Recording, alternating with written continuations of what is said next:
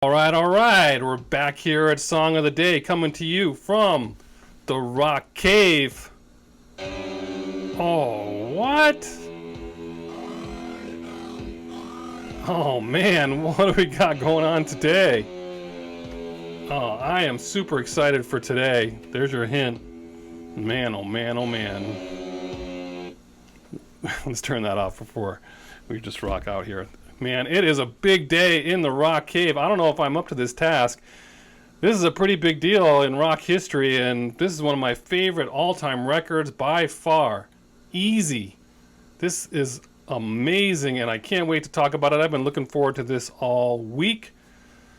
I listened to this album many times this week, and man, I can't even pick a favorite song. I've cycled through it, and I cannot pick what my favorite song is. So let's cut to it because we're going to talk. It's going to be a 12-minute or something then today. Let's get the OCTANNNNE Friday jacket off. It's going to get hot in here.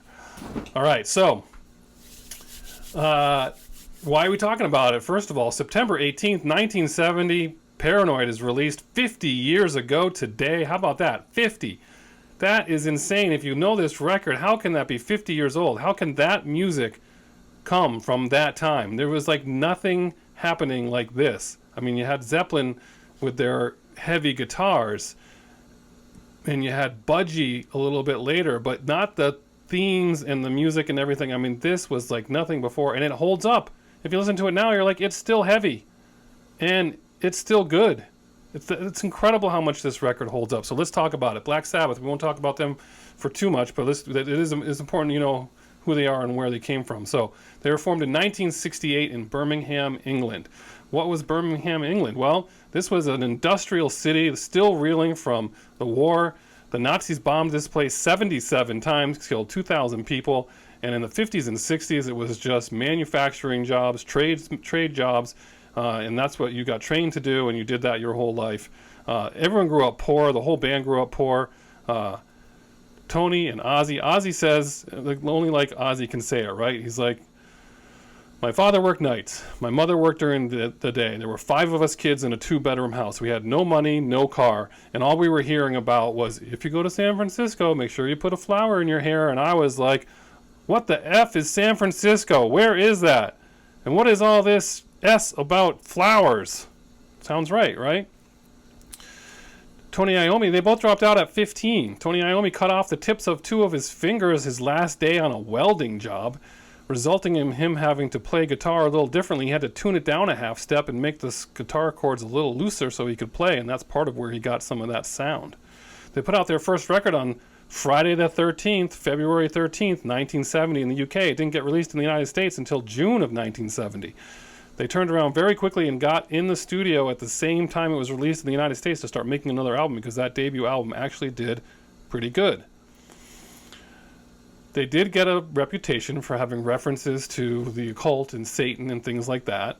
NIB from the first record is a song about Satan who falls in love with a human woman and becomes a better person because of it. So technically, it's a love song. Anyway, so the working title of this album is War Pigs. He actually wanted to call it, Tony Iommi wanted to call it Walpurgis, which is Satan's Christmas holiday or something like that, or about something like that. But clearly that wasn't going to fly. And really the themes around this are 1970, you're talking about Vietnam War going on forever, and they're saying to yourself, you know who the real Satanists are? The warmongers. They're the real Satanists. So we're going to call this War Pigs. So that's what they ended up doing. They were going to call the record album War Pigs, and by the time they recorded it and got to the studio, to the execs and everything, like, there's no way we're ever going to call this War Pigs. It's too much of a hot button. You should call it what your single is going to be. It'll be easier, and we think the first single should be Paranoid. So you should call it Paranoid. Now Ozzy says that the record label switched the title without telling them. Who knows?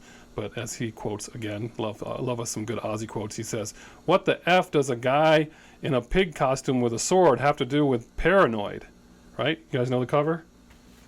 Let's go. Let's look at our Rock Cave. What do we got? We got 180 gram vinyl. If you don't know what that is, nowadays they put stuff out on 180 gram vinyl. It's thicker vinyl. Sounds better. You got The original deluxe version 2 CD set. That was several years ago.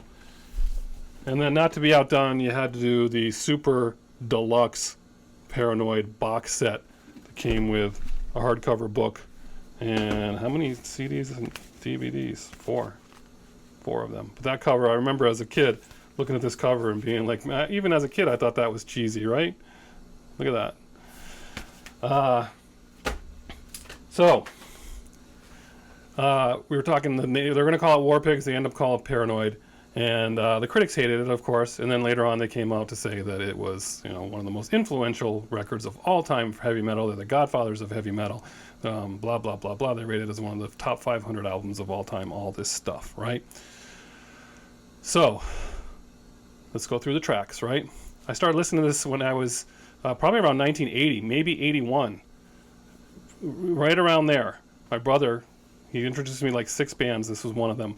And I was not listening to anything like this. I was still listening to Casey Kasem, American's Top 40, then going right into New Wave. But for whatever reason, I really like this record. And the first song that I ever was obsessed with on this record was Electric Funeral. I'm trying to imagine 10-year-old, 11-year-old me walking around with my cassette player telling my dad that my favorite song is Electric Funeral. Anyway, turned out all right. So Iron Man, we talked about that song. War Pigs, we talk about that song. That's about the warmongers. It's about criticism of Vietnam. It was, that's what that's all about. It was just, what a great song that is, right? You got Iron Man with that iconic opening that we're talking about right there. What is Iron Man about? Well, it's your classic story again. They were just so good at telling stories, those classic stories about a guy that time travels into the future, sees the apocalypse, hightails it back, gets stuck in a magnetic field coming back to Earth, gets turned to steel because of it. Then he's walking around turned to steel trying to warn people about the apocalypse, and they're like, what? You're crazy, dude. Look at you. You're made of steel. We don't believe a word you say. So he gets so mad at everybody, he actually ends up getting so angry he just destroys everything. He actually is the one that causes the destruction that he was trying to warn the people about.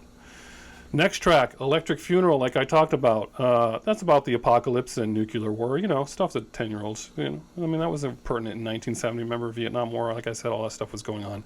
I just like that song. Paranoid.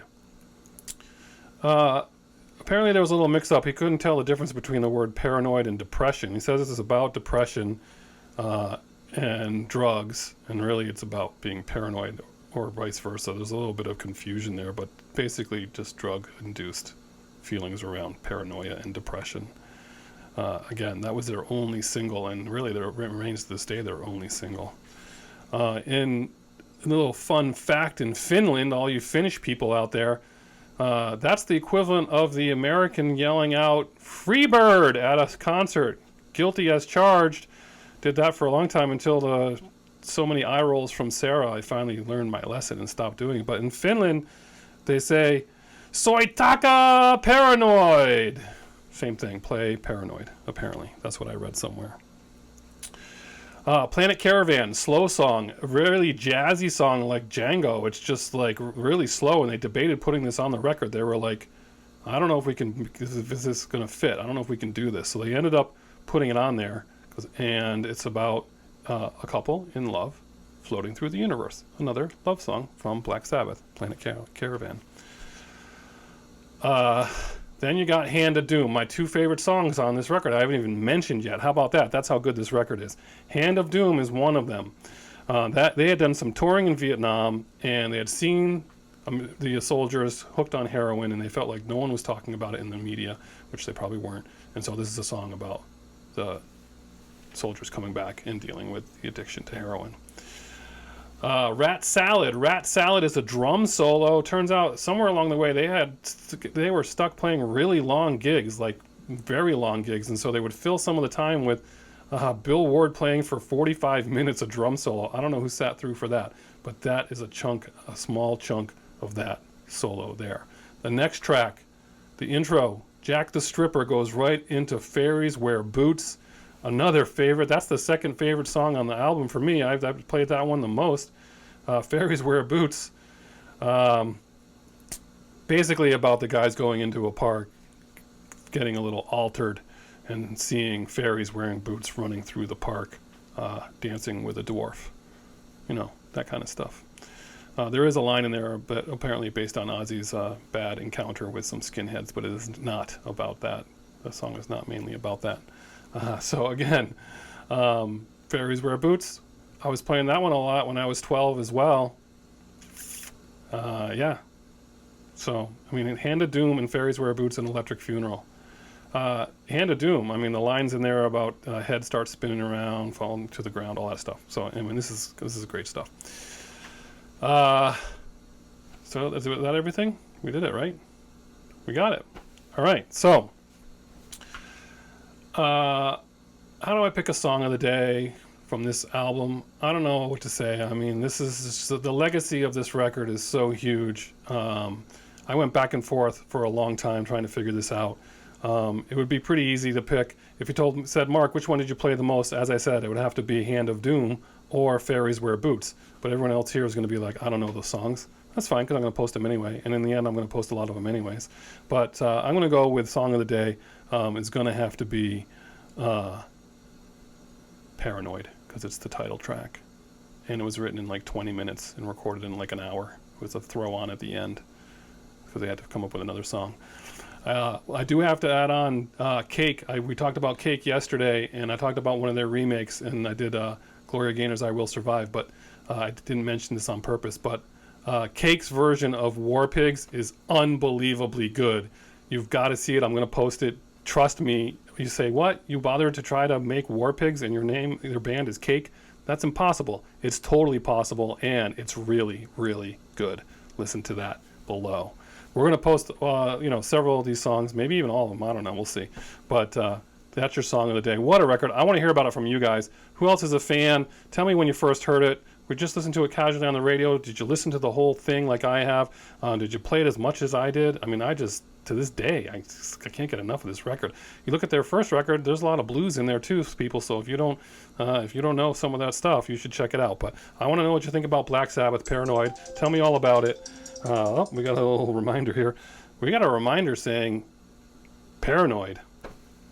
All right, it's Friday. It's Octane Friday. It's Black Sabbath. I had a Black Sabbath shirt. Couldn't find it. We're going with Danzig. That's pretty heavy. Enjoy it. Just rock out to it. See what you think. Paranoid, your song of the day. As usual, we're at 12 and a half, almost 13 minutes. I'll catch you on the flip side.